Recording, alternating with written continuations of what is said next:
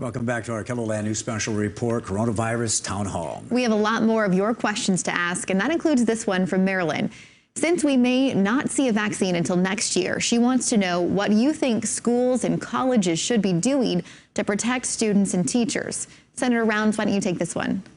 Yeah, she's got a really good question because we really don't open up the economy until we get people back into the schools, into the workplaces. You have to be able to protect your teachers. You've got to be able to protect your kids because your kids can if they catch it, they bring it back to moms and dads and grandmas and grandpas. So it's critical that we do. Number one, we have to do PPEs in many cases for teachers. We've got to be able to allow the separation for the kids. I think we're going to be doing a lot more of the distance learning. So I think you're going to see more of what we're going through right now with our schools themselves. But the other piece on this is we're going to have to do testing, and we're going to have to test and see who's carrying it and who's not carrying it. Those are all critical. That's one of the reasons why the administration wants to get between 40 and 50 million tests available by September 1st. And so that's part of the goal that they've got out there is to have the testing available to find out where this is at. You cannot have schools going back in safely unless you can test, monitor temperatures and so forth, and really put out some pretty strict standards about if anybody's sick, staying home. And that means more communicating from home. But until you get those schools open again, it's really tough for both mom and dad to go back to work as well. So this is part of reopening the economy. We'll have to do it in a reasonable fashion. South Dakota common sense is going to kick in. We'll have some schools that will open, but we're going to have to do it carefully. They'll have to have separation. You'll find out that all the classes aren't going to walk between classes all at the same time. But we've got some very innovative administrators and teachers who are going to find ways to keep that social distancing. And I think that's what we're going to end up doing is the best we can, but really monitoring to make sure that we don't have a spike in this virus among our kids. I think it is going to look different, that's for sure. Patricia also has a question about schools. She wants to know what will be done to help them with the added costs involved in making those changes that you're talking about to protect children. Congressman Johnson, you have kids in school. How do you feel about them going back to class this fall?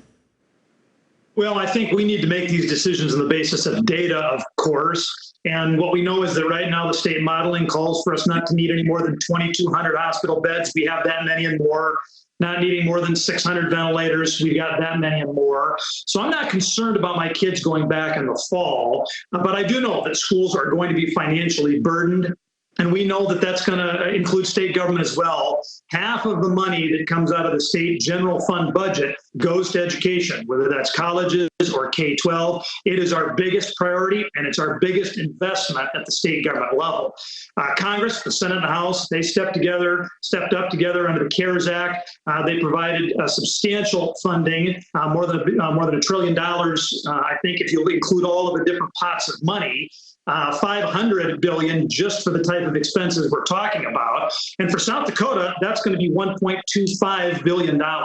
That is a tremendous amount of money if we give the state the flexibility it needs to do it right. That's something that this delegation, John Thune, Mike Rounds, Dustin Johnson, we have been lockstep on. We're going to work and we're going to get state government the flexibility they need so they can help out school districts.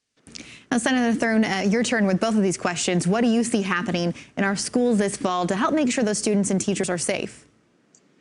Well, first off, massive amounts of testing. I'm hoping that by the time that school rolls around next fall, that we don't have just millions of tests, but we have tens of millions of tests, and maybe more than that by then. Until we get a vaccine, until we get an antiviral therapeutic, we just have to have massive amounts of tests so we can tell who has it and who doesn't have it.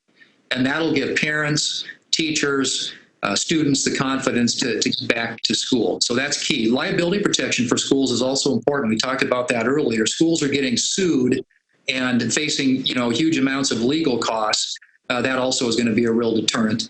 And so those are two things I think that we have to do. But in terms of just the way that the schools will approach it, I think the physical spacing, the separation part of it, the social distancing, maybe smaller class sizes, which maybe means more faculty, more teachers. And I think a good amount of virtual learning. We've learned how to use technology, and I think that'll be a component in how we open up in the fall.